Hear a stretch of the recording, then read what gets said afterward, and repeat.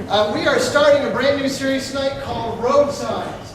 And no, the answer to the question is we did not go out and steal any of the signs that we have in here. We thought about it. Somebody said, like, where do you get all the signs? Like, the big one. Where do you think we're going to get all these signs? So we called up the city, and they were nice enough to donate the signs to us. And so I want the big one. that was very nice. And we do have to give them back, so no, you can't have them. PK, Although I we're will say running the out. top right sign is my personal sign. So, my brother in high school had a sign that said no dumping, and he mounted it behind the toilet in our basement bathroom in my parents' house. Anyways, we're going to be talking about road signs for the next 4 weeks. And so tonight, we're going to be talking about the one-way sign, which is up there in the very top middle. And when I was in high school, all of my friends, and maybe this is true of you guys as well, all of my friends went to exotic locations over spring break. I had friends who went to Florida, friends who went to Cozumel or Cancun, but not me. My best friend Joe and I, we went up to the Upper Peninsula of Michigan. That sucks. Yeah, because is my best friend Joe. I've told you about Joe before. Joe is actually getting married now in September. But so we decided to go through. We had a buddy who went to Michigan Tech, and he said, "Hey, we can crash it in my dorm room." So we were like, "Cool." So we headed off in my dad's 1988 Volkswagen Jetta. And I had an 83 Volkswagen Rabbit, but we didn't take that because we didn't think it would make the trip. So, anyways, we get in the Jetta, we head off down the highway, heading up and going up to the UP of Michigan, and we left at like 7 o'clock at night. So it's about 1 o'clock in the morning, and we had just crossed over the Mackinac Bridge, and we're driving down this 2-lane highway in the Upper Peninsula, and Joe looks over at me, and he's like, "You know where you're going?" I'm like, "Well, I'm pretty sure that we just keep going up until we get to Lake Superior, and then we turn that way." And he's like, "You have no idea where you're going, do you?" I'm like, "No, I thought you had a map." "No." And so here we are, 1 o'clock in the morning. Have you ever been to the Upper Peninsula at 1 o'clock in the morning? It's like the entire half of the state shuts down at like 8 o'clock at night. Nothing up there. So we're driving down. Mike Taggart knows exactly what I'm talking about. So I'm driving down the highway. I'm 16 years old with my buddy. We're on spring break in my dad's car, no lights, 2-lane highway, and we don't know where we're going. And so we're driving along, and when you get that feeling like we've driven too long. It's been too long. Have you ever done that? You're like, I know, I've gone too far. And so we're sitting here just like feeling like that. And so finally, up on the horizon, we saw a gas station with lights on it. So we pulled in, stopped in there, and they had a map. And so we bought a map, and it turns out that it's a good thing that we stopped at that gas station, because it was like that gas station was on the crossroad that we were supposed to take the turn on. Because if you've ever been to Upper Michigan, like when you get across the Mackinac Bridge, you have to go left or you go right. And so that didn't fit with my directions, because the directions were go straight up until you get to Lake Superior and turn west. And so it didn't work out that way. So we finally got a map, and we finally made it up to Michigan Tech, and had a fun, very cold spring break. But it's the direction that we were going. If we had gone just a mile further, we would have missed the turn that we were supposed to have been on, and we would have driven into God knows where in the Upper Peninsula. And so I want to talk about directions a little bit tonight. There's three basic things that are true about directions. 3 basic things that are true. Whether you are bad with directions, is there anybody who's bad with directions?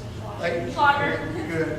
I know who not to ask when we're on a trip. Or maybe you're just hanging out with somebody who is bad with directions, and they're not taking directions from you. And so, you see, the first thing is this. We usually, and I say usually, don't get lost on purpose. Most of us don't go, you know what, I'm going to head over to 7-Eleven, grab a Slurpee, and then I think I'm going to go get lost for about 35 minutes, and then I'm going to go over to Nick's house. Most of us don't do that. And I say usually because I know on occasion I have gone, all right, let's see if we can get lost. And so we'll just drive and just keep driving until we see, and it's hard to get lost sometimes. But the first thing about directions is usually you don't go out trying to get lost. Second thing that's true about directions is you never know when you're getting lost. You just never at a point where like, I think we're getting lost. Like, you're either lost or you're not lost, but you just never know when that period is. Like when Joe and I are driving down the highway, if we would have passed that gas station, we were lost. we didn't know it was past the getting lost part. And so, when you're lost, but not when you're getting lost. And then the third thing to know about directions, it's important, is that whatever road that you're on ultimately determines where you end up. Whatever road you're on ultimately determines where you end up. Or your path determines your destination. And that sounds obvious when you're talking about driving somewhere, but I want to make the point tonight that not only does it apply to driving, but it also applies to your life as well. And we're going to talk about something I call the path principle tonight. And the path principle says that your direction determines your destination. And in the world of driving, we understand that, we get it. But in life, somehow there's kind of a disconnect from that principle. We think that our intentions matter more than our direction, right, Katie? Yeah. So let's say, what have I just said tonight? You know what? It's really stinking cold outside. Why don't we all just jump in the church van and let's head down to Key West? Forget about school, forget about jobs, forget about our parents, forget about my job, for crying out loud. Let's just go where it's warm. I had Nikki look it up last night, and it was still at like 11 o'clock last night, it was still 65 degrees down in Key West. I was like, whoa, that'd be nice. And so let's say we did. Let's say we jumped into the van and we headed out on the highway, and I turned over and I got us on I-69, and then I turned north on I-75. And some of you'd be thinking, like, I must be taking like direction school from Pastor Mitch, right? Because if you live in Michigan and you go north on I-75, you might end up in a lot of places, but one place you won't end up is Key West, right? Why? Because you're going the wrong direction, right? Well, here's the deal. It's your path, your direction determines your destination. If I go north on I-75, I am not going to end up in Key West. No matter what I believe, no matter how much I want to go to Key West, it doesn't matter if I'm going north on I-75. And listen, it doesn't matter if you've been to church or if you're a Christian. If you get on a highway headed north, you won't get to Key West, regardless of your intention. It's the same thing, is that if we understand the principle, your path determines your destination. And we know that to be true in a lot of things in our life, but sometimes we miss it when it comes to actually in our life. We think, well, as long as I have good intentions, then it doesn't matter what my path is. And it's not true. And so the principle of the path applies to every part of your life, whether it's your dating life, whether it's your friends, whether it's your future, doesn't matter. It applies to all of it. And I've been a youth pastor now for almost 10 years, and it's I've had the privilege of kind of catching up with some of the kids that were in my first youth group. And it's amazing, there's good stories and there's bad stories that I hear. And we were just, we go on Facebook a lot. And so the other day we were kind of searching around, and through some different friends, we found a girl that was in our first youth group. And her name was Jenny. And she was kind of a quiet kid, but she was pretty involved in youth group. And we found out that she's married, she has a kid, and she is faithfully serving God. And I was like, that makes sense. Because Jenny, for all that she was a solid kid. She was at youth group every Wednesday night. She loved the Lord. She was reading her Bible. She was asking questions. She was on the right path. But I've had other kids that I've met up with that used to go to my youth group. And one of them we found out from the same youth group, he's in jail now. And, I know I feel like a failure.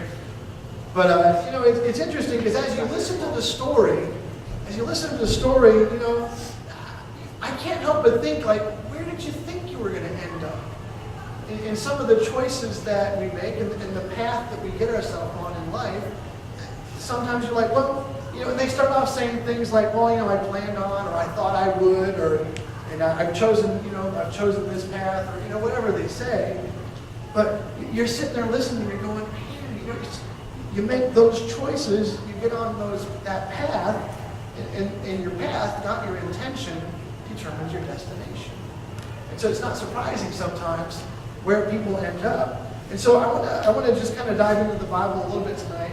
If you got your Bible, open up to the book of Proverbs. I'm going to grab mine. If you got your Bible, open up to Proverbs. And we're going to look at Proverbs chapter 7 tonight. And we're going to take a look at a story. If you got your Bible, that's great. If you don't, really, honestly, you should start bringing your Bible to youth group. We do use it just about every time.